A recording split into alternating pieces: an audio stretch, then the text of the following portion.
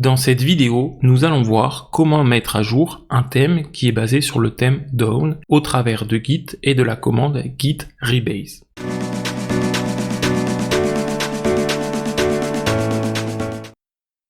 Alors pour l'exemple, on va commencer par créer un thème avec Shopify theme init. Je vais l'appeler Adidas. Et si je fais un get content config setting schema.json pour sélectionner les 10 premières lignes, on peut voir que la version de mon thème, c'est le 15.0.1. Et c'est à ce moment, avant de commencer tout code, que nous allons commencer par créer une nouvelle branche. Donc pour ça, on va faire un git checkout-b avec comme nom dev. Donc on voit que j'ai créé une nouvelle branche dev qui part de main, et c'est dans cette branche qu'on va mettre des modifications.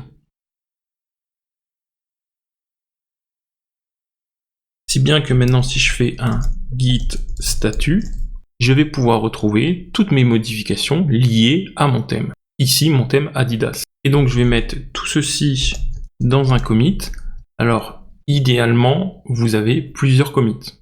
Et dans cette branche dev, on retrouve notre thème custom à partir de la version 15.0.1.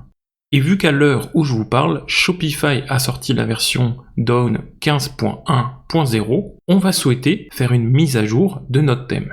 Et si vous cliquez ici sur le menu déroulant, vous allez voir qu'il vous met une mise en garde. Attention, même si la mise à jour va inclure votre contenu, vos sections et vos modèles, votre changement de code ne sera pas inclus. Et il vous dit, vous pourrez copier votre code par-dessus ou reconfigurer vos applications. Et là, ça va être très ennuyeux parce que remettre tout le code qu'on avait déjà fait dans un thème Dawn, dans une nouvelle version de Dawn, ça va être fatigant et on risque d'oublier énormément de choses. Surtout s'il faut mettre en application ceci à chaque mise à jour. Et c'est maintenant que Git va rentrer en action.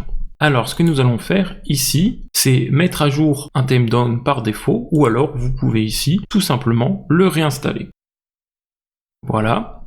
Et ici, je vais aller dans les 3 petits points, puis cliquer sur télécharger le fichier du thème et envoyer par email. Et une fois que je reçois l'email, je vais récupérer ce code et c'est grâce à ce code que je vais pouvoir mettre à jour ma branche main. Et une fois que vous avez reçu le mail, vous allez télécharger le fichier zip et on va s'en servir pour mettre à jour notre branche main. Donc pour changer de branche, il suffit de faire checkout main. Vérifiez que vous n'avez pas déjà des modifications en cours, dans quel cas vous faites soit un commit, soit un stash.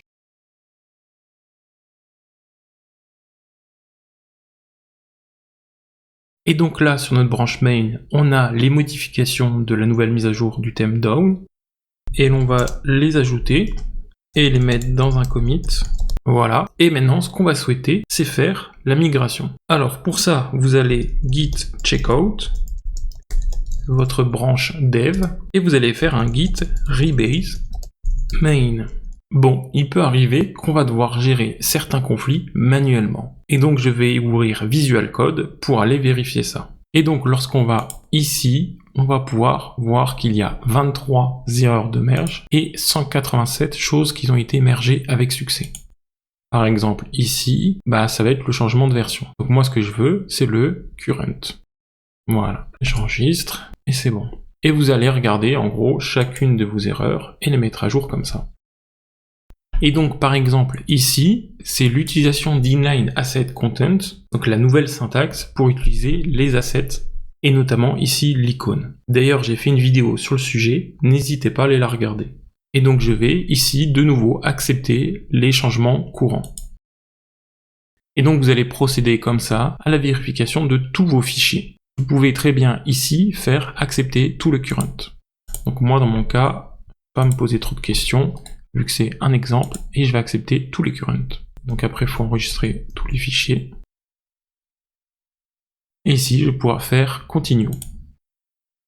Et une fois que c'est fait, si vous retapez la commande git rebase main, vous verrez que votre branche est enfin à jour. Et donc désormais, vous allez pouvoir faire npm run dev et retrouver ici votre site avec vos modifications.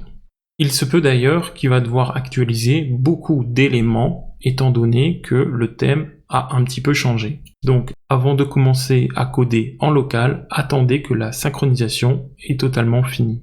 Voilà, j'espère que cette vidéo vous aura plu, elle vous sera très utile pour la gestion des conflits et pour mettre à jour vos thèmes, et c'est très important parce que Shopify, c'est un environnement qui évolue assez vite. N'hésitez pas à partager cette vidéo avec d'autres personnes qui seraient susceptibles d'être intéressées, et si ce genre de vidéo vous intéresse, n'hésitez pas à vous abonner parce que j'en sors régulièrement.